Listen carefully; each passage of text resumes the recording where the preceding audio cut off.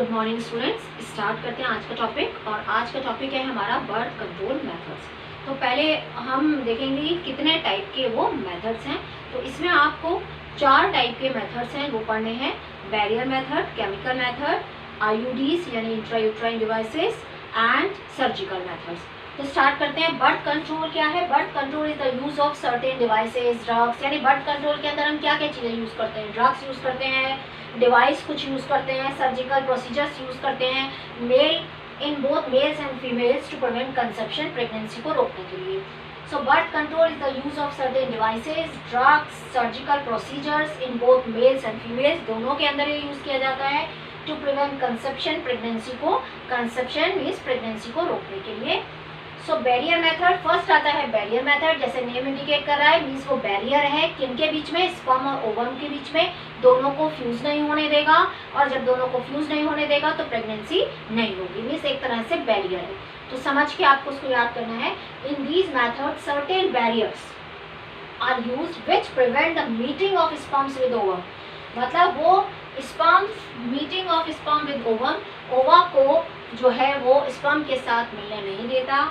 And therefore fertilisation does not occur. अगर जब fusion ही नहीं होगा तो फर्टिलाइजेशन, उसको हम कैसे बोलेंगे कि फर्टिलाइजेशन हुआ है? जब वो मिल ही नहीं रहा है मीन्स फर्टिलाइजेशन नहीं होने देगा।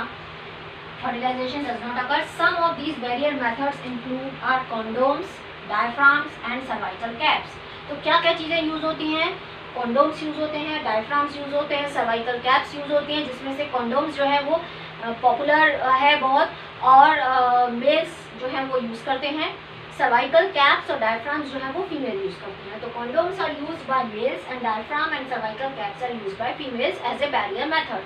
तो बैरियर मेथड यानी जो ओवा और स्पर्म को मिलने नहीं दे रहा है, यानी फर्टिलाइज नहीं करने दे रहा है स्पर्म को ओवम के साथ, तो उस प्रोसेस को बोलते हैं बैरियर मेथड। अब सेकेंड आता है केमिकल मेथड। जैसे नेम इंडिकेट कर रहा है, मीन्स यहाँ पर कुछ केमिकल है जिसकी वजह से फर्टिलाइजेशन नहीं हो पा रहा। तो वो क्या है? Chemical method includes the use of drugs, यानी ऐसी ड्रग्स यूज़ की जाती हैं, ऐसे मेडिसिन यूज़ की जाती है। These are used by the females, जो ज़्यादातर फीमेल्स यूज़ करती हैं। These methods include oral pills और vaginal pills. So oral pills contain certain hormones.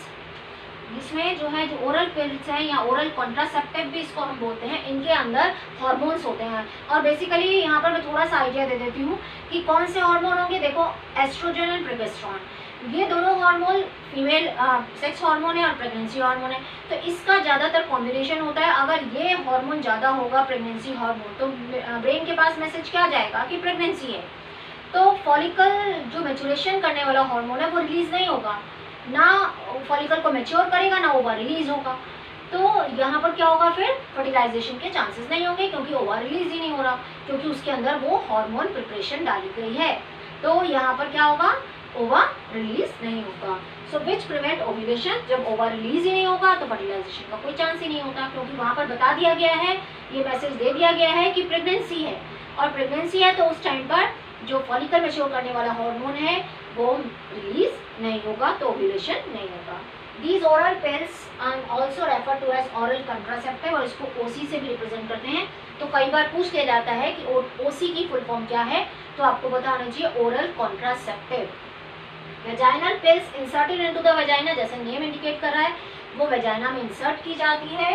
Where they kill the sperm, जहाँ पर स्पर्म को मार दिया जाता है, उनको मार दिया जाता है ताकि फर्टिलाइजेशन की प्रोसेस ना हो। तो ये है chemical method and barrier method. अब हम पढ़ते हैं आईयूडीज यानी इंट्रायूट्राइन डिवाइसेस, जिसमें कॉपर टी का नाम आपको एक ध्यान रखना है। उसको जो है वो या तो डॉक्टर या नर्स जो है वो यूट्रस के अंदर इंजेक्ट करती है। वो टी शेप की होती है और कॉपर आयन रिलीज करती है, जिससे कि स्पर्म को मारने के लिए फैगोसाइटोसिस होती है, यानी स्पर्म को मारा जाता है ताकि फर्टिलाइजेशन की प्रोसेस ना हो।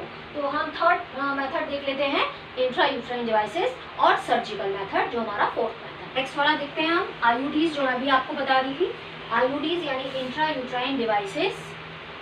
IUDs are small T shape device that are implanted in the uterus, जिसको कहाँ डाला जाता है? यूट्रस के अंदर इम्प्लांट किया जाता है, और डॉक्टर और नर्स के थ्रू ही इम्प्लांट किया जाता है, ये अपने आप से इम्प्लांट नहीं कर सकते। सो कॉपर टी इसमें से ज़्यादा फेमस है, जिसको आपको याद रखना है। कॉपर टी नाम क्यों है? टी क्योंकि इसकी शेप इस तरह की होती है, इसलिए इसको टी वर्ड यहाँ पर आया है। और कॉपर क्यों बोला गया है? क्योंकि ये कॉपर रिलीज करता है, और कॉपर क्या करता है? स्पर्म को मारने का काम करता है। So releases small amount of copper in the uterus which prevents sperm from reaching the ovary. तो कॉपर टी, क्योंकि शेप उसकी इस तरह से होती है इसलिए वहाँ टी वर्ड आ गया। और कॉपर क्यों? क्योंकि कॉपर रिलीज कर रहा है, और ये कॉपर फैगोसाइटोसिस की प्रोसेस करता है, यानी स्पर्म को मारने का काम करता है। सो ये स्पर्म को वहाँ पे जब मार देगा तो वो ओवरी तक नहीं पहुँचेगा, फर्टिलाइजेशन नहीं होगा। तो ये हो गया इंट्रा यूट्राइन डिवाइसेस, यानी यूट्रस के अंदर जिसको इम्प्लांट किया जाता है। नेक्स्ट आता है सर्जिकल मेथड। तो जैसे नेम इंडिकेट कर रहा है, यानी सर्जरी की जाएगी, यानी किसको कट किया जाएगा? वास डिफरेंस, यानी जो स्पर्म डक्ट है, ताकि स्पर्म को लेकर ना जा सके। और फीमेल के अंदर अगर करना होगा तो फैलोपियन ट्यूब, यानी जहाँ पर फर्टिलाइजेशन होता है, ओवा जहाँ पहुँचता है और स्पर्म पहुँचता है, उसको या तो काट के बांध दिया जाएगा। So these methods are available for both males and females, दोनों के अंदर हो सकती है ये process. In males small portion of vas deferens, जो वॉस डिफरेंस है जिसको हम स्पर्म डक्ट बोलते हैं, इस सर्जिकली रिमूव्ड ऑफ, उसको सर्जिकली रिमूव किया जाता है। And the cut ends are tied properly, उसके जो एंड्स हैं उनको बांध दिया जाता है। This is known as वासिक्टोमी। जैसे वर्ड है वास डिफरेंस, तो इसी से आप उसको याद कर लीजिए, वास डिफरेंस तो वासिक्टोमी, ठीक है। सो वासिक्टोमी उसी से रिलेटेड है, वास डिफरेंस से। वर्ड देखिए आप तो सेम मिलता जुलता है, ताकि आप उसको इजीली याद कर सकें। And it prevents the presence of sperms in the semen, यानी वहाँ पर वो स्पर्म्स को आने नहीं देगा, क्योंकि वासिक्टोमी हो गई है। तो स्पर्म बनेंगे तो सही, ऐसा नहीं है कि स्पर्म नहीं बनेंगे या मेल सेक्स हार्मोन नहीं बनेगा, वो सब बनेंगे, क्योंकि वो तो टेस्टिस में बन रहे हैं, पर वो आगे ट्रांसपोर्ट नहीं हो पाएंगे, सीमेन में नहीं आएंगे, यानी सारी ग्लैंड्स का सिक्रीशन होगा बट उसके अंदर स्पर्म नहीं होंगे। इसी तरह से in females small portion of fallopian tubes या oviduct is surgically removed off, this is called tubectomy. देखो ट्यूब से याद करिए, ट्यूब फैलोपियन ट्यूब, तो tubectomy. And this prevent the ovum from entering the fallopian tube. तो जब उसको काट के बांध दिया जाएगा तो वो फैलोपियन ट्यूब के अंदर एंटर नहीं कर सकता, तो फर्टिलाइजेशन की प्रोसेस नहीं होगी। तो वासिक्टोमी यानी वास डिफरेंस को काट के बांधना, और ट्यूबेक्टोमी यानी फैलोपियन ट्यूब से उसको याद रखिए कि फैलोपियन ट्यूब को सर्जिकली उसको रिमूव करके उसको बांध देना, ताकि ओवा फैलोपियन ट्यूब में ना जाए और फर्टिलाइजेशन की प्रोसेस ना हो। तो ये 4 बर्थ कंट्रोल के मेथड्स हैं जो आपको याद करने हैं, क्योंकि इस पर 5 मार्क्स का क्वेश्चन आपके एग्जाम में आता है बोर्ड में। अभी लास्ट टाइम भी ये क्वेश्चन आया है, तो ये बहुत इंपॉर्टेंट क्वेश्चन है, तो इसको अच्छे से आप पढ़ लीजिए। इजी है, कोई इसमें ऐसी कोई प्रॉब्लम वाली बात नहीं है कि आपको याद नहीं होगा। आप एक बार इसको पढ़िए, आराम से आपको याद होगा। सो समझ में आ गया होगा आपको। So thank you, thanks for watching, please like subscribe.